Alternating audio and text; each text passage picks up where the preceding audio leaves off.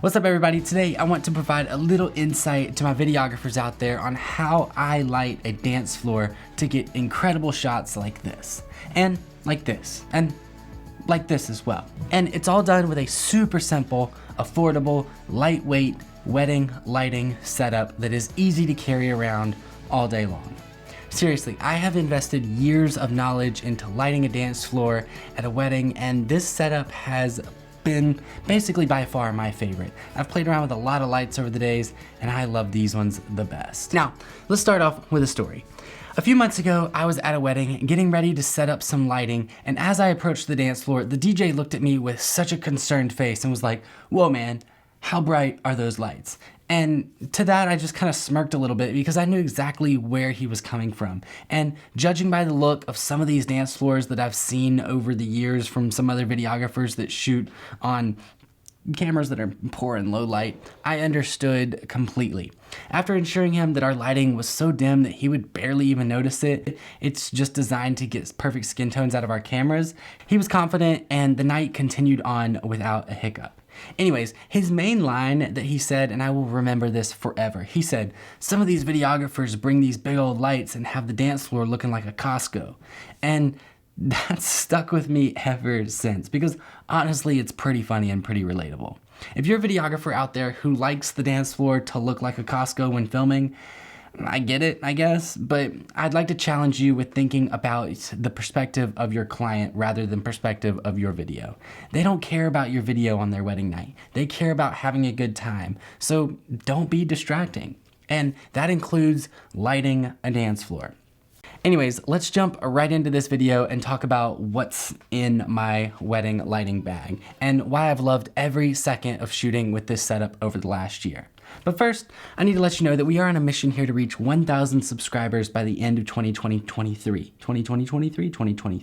And the end of the year is coming up fast. So if you're watching this and you're enjoying it, definitely click that subscribe button, and who knows where this channel will go in 2024. So now that we've talked about keeping your lights dim, I'll go ahead and say that this whole lighting kit is based around the Amaran 60X lights. The thing I love about these is that they are some of the cheapest lights on the market, and they've come along with me to some of my most expensive budgeted projects over the years. But why? Well, here's why. They're small, they're lightweight, and they're definitely bright enough for a wedding dance floor. Let's talk first about the size. When I first started lighting receptions, I was using these lights, the Aperture 60X. And man, I love the look of the Fresnel lens on here.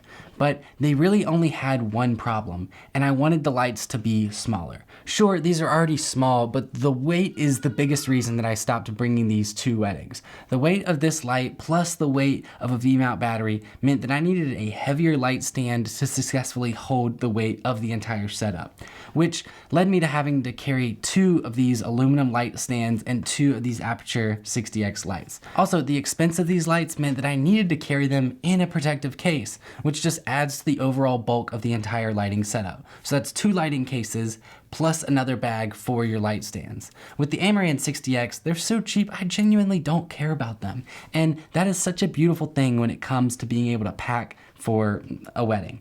I'm able to keep the V-mount battery attached, slide them right into this 24-inch long bag right alongside all of my tripods and light stands, and because they're so lightweight, I can utilize these carbon fiber light stands as well. Now, let's talk about the light stands. These are the Ulanzi MT49 carbon fiber light stands, and if you don't know about Ulanzi yet, you should definitely check them out. They make some fantastic products, especially in the tripod and light stand game. Now, these light stands weigh in at a whopping 1.74 pounds, which is 0.79 kilograms for all my people everywhere else in the world. And they fold down to just 18.5 inches, which is 47 centimeters when folded away. That means putting them in this 24-inch bag that I carry is easy. And the only downside that I've ever seen from these light stands is the overall height. I really wish I could squeeze an additional 6 inches or an additional foot out of these, but the max height is only 6'3", and when paired with the lights, that means your light is sitting right about 6'7", and I really wish I could get it about a foot higher overall. But I definitely understand the sacrifices that have to be made to have a kit that is this lightweight. Now, let's talk about how I store this setup. And this is where you get this bag. For weddings, I think it is so important to be able to carry all of your gear that you'll need for the day on you, or at least be able to roll it behind you easily if your bag has some wheels. Most of the time when I film weddings downtown, I'm parking my car in a parking garage that morning and I'm riding with the wedding party on different buses or trolleys all day long. And I'm not always able to use my car as gear storage throughout the day. This is why I love the fact that I'm able to fit all of my cameras, microphones, and accessories in my main camera bag. And I have this bag as a second bag to hold 3 tripods, 2 light stands, and 2 lights, all paired with V-mount batteries ready to roll.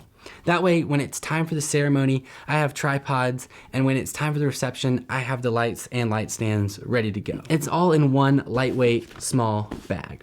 Now, when it comes to lighting placement, I either run 1 or 2 different options. A safe bet is next to each DJ speakers. These carbon fiber light stands are lightweight, and the downside of that is they're kind of easy to knock over if you're not careful. So tucking the legs of the light stand close to a DJ speaker or a speaker stand is a safe bet. Or a second option we do, depending on the venue, is to set the lights actually across from each other on the dance floor, so that each side of the dance floor is lit with a light facing back towards the other light. I love the look of these lights backlighting a subject, and that's typically how we use them.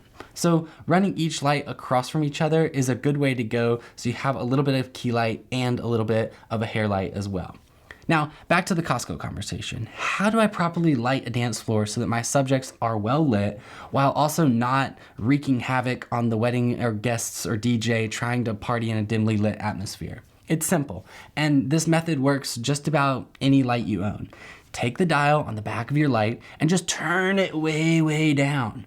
Seriously, just turn the light down. Depending on the size of the dance floor, I'll run these 60-watt lights at 3400 Kelvin between 8 and 13% for every wedding we shoot. And the only time we ever go above 13% is if the lights are super far away from the dance floor. But that's rare. And even that is at 25% if they're super far away from the dance floor. And here's why. Because I shoot on the Sony a7S III camera, and that camera has a native ISO at 12,800. We shoot all of our dancing footage in 24 frames a second, which means I'm able to drop that shutter down to 1/1 or 1/50. And with the camera setup shooting with a low shutter speed, you really don't need a whole lot of light to make that difference. The main reason we run these lights is it significantly increases the quality of skin tones we're able to get on a dance floor. But that's mainly because the Kelvin white balance of the camera is set to the same Kelvin white balance of the lighting. Essentially, it's a win-win for everyone involved. The wedding guest and the DJ barely notice the lighting, nobody feels like they're dancing at a Costco, and we're able to get beautiful lighting for every dance floor shot we have. Now, I hope you learned a little bit about lighting dance floors in this video, and I hope that you enjoyed what you saw. If you learned something, I would very much greatly appreciate you clicking that subscribe button, because we are on a mission here to reach 1,000 subscribers by the end of 2023. And although it's going to be a little close, I think we might be able to make it happen. I'll catch you guys on the next video.